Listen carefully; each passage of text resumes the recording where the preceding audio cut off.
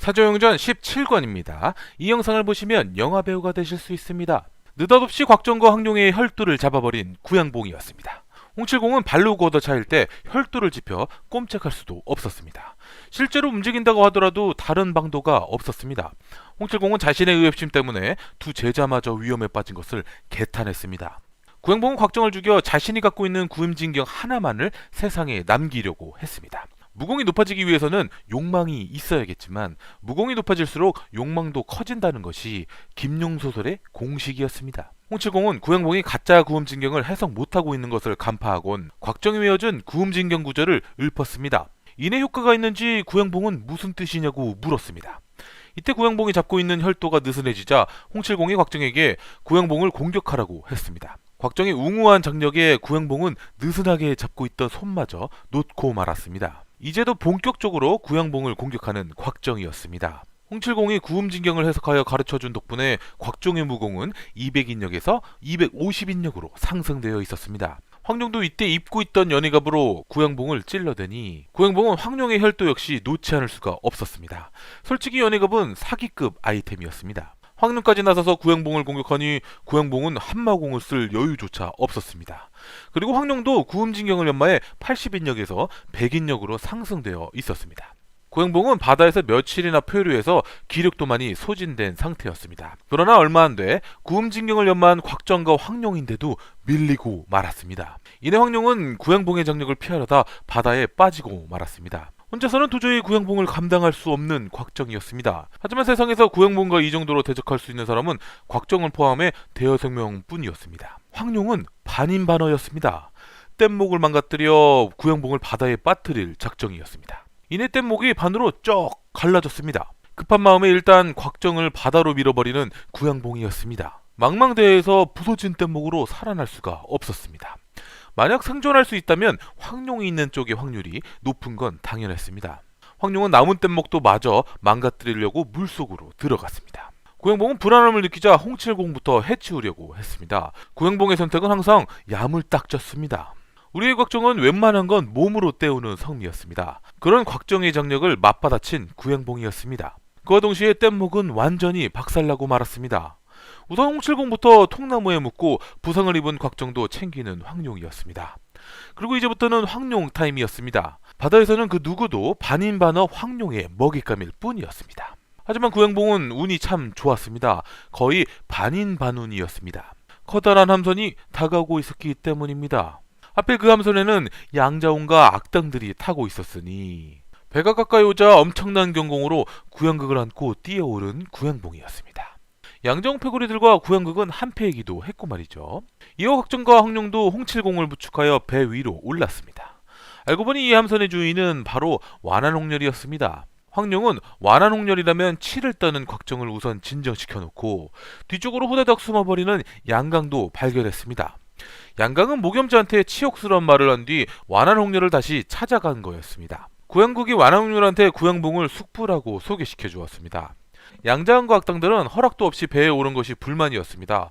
그런데 구양봉이라는 말을 듣자 즉시 쫄아버리고 말았습니다. 다만 화살표가 가리키는 영지상인만 빼고 말이죠. 양자홍 패거리들은 앞다퉈 구양봉에게 인사를 올렸습니다. 완한홍렬도 눈치가 빨라 구양봉을 환영해 주었습니다. 그리고 양자홍은 홍칠공에게 다가가 벌벌 떨며 인사를 올렸습니다. 홍칠공이 양자홍의 머리털을 다 뽑아버린 적이 있었기 때문입니다. 홍칠공이란 말에 다시 한번 놀라고 마는 악당들이었습니다. 하지만 홍칠공의 상태를 보고는 금세 표정이 바뀌는 양자홍이었습니다. 이내 양자홍은 곽정에게 공격해 들어갔습니다. 곽정이 양자홍이 20년 동안 키운 뱀의 피를 홀랑 마셔버렸기 때문입니다. 그러나 어디 양자홍 따위가 곽정한테 상대가 되겠습니까? 이때 곽정은 250인력, 양자홍은 70인력이었습니다. 결국 까불다가 장외 혼놈을 맞은 양자홍이었습니다. 그대로 훨훨 멀리 바다로 떨어져 버렸습니다. 그런데 양자홍이 다시 배 위로 날아와 갑판 위에 매다 꽂혔습니다. 누군가가 장외 혼놈 맞은 양자홍을 잡아다 배 위로 다시 던져버린 것이었습니다. 그리고 그 누군가가 크게 웃음을 터뜨렸습니다. 곽정은 웃음소리만 듣고도 누군지 알 수 있었습니다. 바로 반쯤 노망난 반인반노 주백통이었습니다. 바다에 빠져 죽은 줄로만 알았던 주백통이 살아오자 모두들 기뻤습니다. 미리 말씀드리지만 주백통의 무공이 제일 강했습니다. 하지만 항상 노망신공으로 사고만 저질렀습니다. 제 친구 중에 애는 착한데 항상 사고를 치는 녀석이 있습니다. 친구 집을 불나게 한다든지 핸드폰을 세탁기 안에 넣고 돌린다든지 했습니다. 곽정희 주백통에게 배 위로 올라와서 나쁜 놈들을 처리해달라고 했습니다. 감히 내 아우를 누가 건드려 하며 말은 거창하게 하는 주백통이었습니다. 바로 거대한 상어를 잡고는 배 위로 뛰어 올랐습니다. 거대한 상어를 들고 배 위로 오른 주백통을 보고는 다시 한번 놀라는 악당들이었습니다. 주백통은 배 위에서 구양봉을 보자 네가 범인이구나 하며 한판 붙을 기세였습니다. 이 세상에서 구양봉보다 무공이 높은 자는 주백통밖에 없었으니까요. 하지만 구양봉은 오히려 약속을 안 지켰다며 주백통을 비웃었습니다. 구양봉은 내기해져서 스스로 물속에 뛰어들어 놓고 왜 살아서 다시 나타났냐며 따져 물었습니다. 주백통은 내기에서 진 건 자신이 아니라 구양봉이었다고 얘기를 시작했습니다. 그날 내기는 구양봉의 도구로 상어를 모두 죽이는 내기였는데 구양극이 이 상어의 입에 막대기를 껴놓는 바람에 이 상어는 아무것도 먹을 수 없어 독에 죽지 않았던 것이었습니다. 그리고 물속에서 이 상어와 힘싸움 끝에 말 잘 듣는 애완용 상어로 만들 수 있었다고도 말해주었습니다. 이제 내기에서 자신이 이겼다며 내 부탁을 들어줄 차례라고 말했습니다. 그러면서 하는 말이 방귀를 한번 뀌어보라고 했습니다. 황룡이 그딴 짓거리 하지 말고 홍칠공의 혈도를 풀어주라는 부탁을 하라고 하자 그런 혈도를 풀어주고 구양공과 홍칠공이 한번 싸워보라고 했습니다. 자신이 심판을 봐주겠다고 하며 말이죠. 이쯤 되면 누가 봐도 무술모의 반인반노까지 확실했습니다. 구양봉은 홍칠공의 혈도를 풀어주었고 당장은 주백통도 이길 수 없으니 완화농률한테 작은 배를 하나 줘서 일단 보내주자고 했습니다. 이때 구양봉이 모든 마음대로 하는 것처럼 느낀 영지상인이 구양봉한테 다가와 까불었습니다. 까불었으니 혼나야 했습니다. 구양봉은 영지상인에게 비행기를 태워줬습니다. 자신들과 같은 실력의 영지상인을 어린아이 비행기 태우듯이 들어서 순식간에 제압하는 모습을 보며 놀라고 마는 악당들이었습니다. 그리고 문틈 사이로 그런 구양봉을 바라보고 있던 양강은 결심했습니다. 구양봉을 삽으로 모셔 곽정과 황룡에게 갚아주겠다고 말이죠. 실제 양강은 총명하여 구양봉을 삽으로 모실 수만 있다면 구양극 정도의 초고수는 쉽게 될 수 있었습니다. 영지상인은 비행기를 탔으니 날아가야 했습니다. 구양봉이 영지상인을 주백탕에게 던져주었고 주백탕은 뭐가 그리 좋은지 영지상인을 비행기에서 못 내리게 했습니다. 영지상인은 결국 한참 동안 치욕을 당한 뒤에나 착륙할 수 있었습니다. 그리고 주백통은 애완용 상어를 바다에 풀어주고는 곽정일행과 함께 작은 배를 타고 떠나갔습니다. 그날 저녁 배 안에서는 완화농렬이 구양봉에게 악비의 무목요소를 같이 찾아달라고 부탁하였습니다. 구양봉은 무목요소가 혹시 무공비법소일 수도 있으니 도와주겠다고 했습니다. 그리고 양강은 구양봉에게 다가와 넙죽절을 하며 제자로 받아달라고 부탁했습니다. 구양봉은 문중의 규칙이 있어 제자는 딱 한 명만 거둘 수 있는데 이미 구양극이 있다며 정중히 거절했습니다.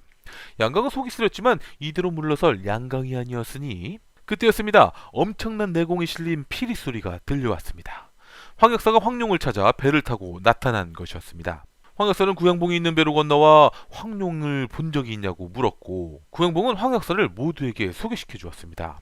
악당들은 또다시 놀라고 말았습니다.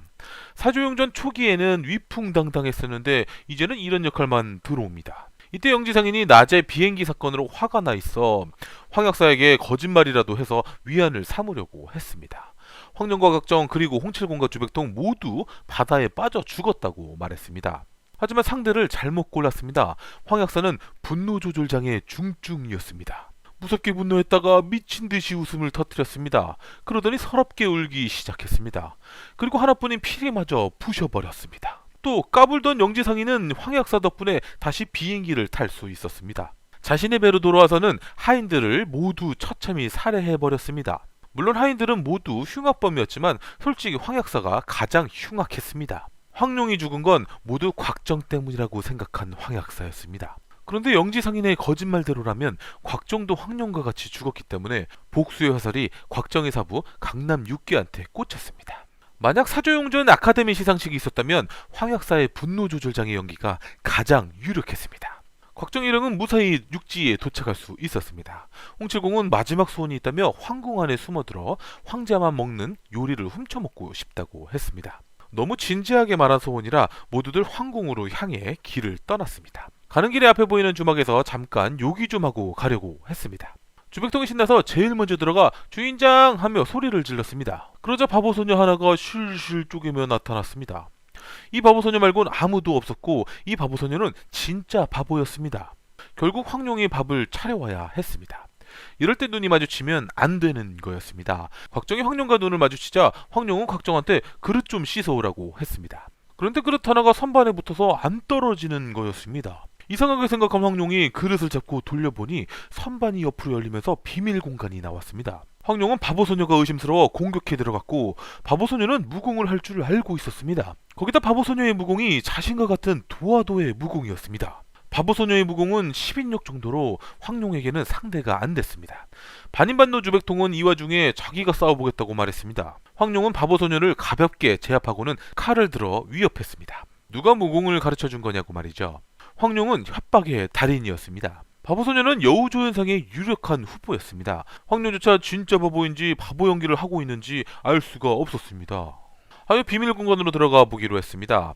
비밀 공간에는 해골두구와 진귀한 보물들이 있었습니다. 해골품 속에서 도화도의 물건이 나왔고, 그리고 해골에 찔려져 있던 단검에는 곡이라는 글자가 새겨져 있었습니다. 황룡은 몇 가지 단서들을 보고는 해골이 누군지 알아냈습니다.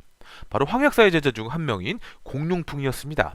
참고로 공룡풍이 누군지는 크게 중요하진 않습니다. 오랜만에 등장하는 징기스칸의 막내딸 화쟁이였습니다. 화쟁은 몽골에서 곽정을 눈 빠지게 기다리고 있었습니다. 그런데 곽정한테 준 흰수리가 몽골까지 날아왔습니다.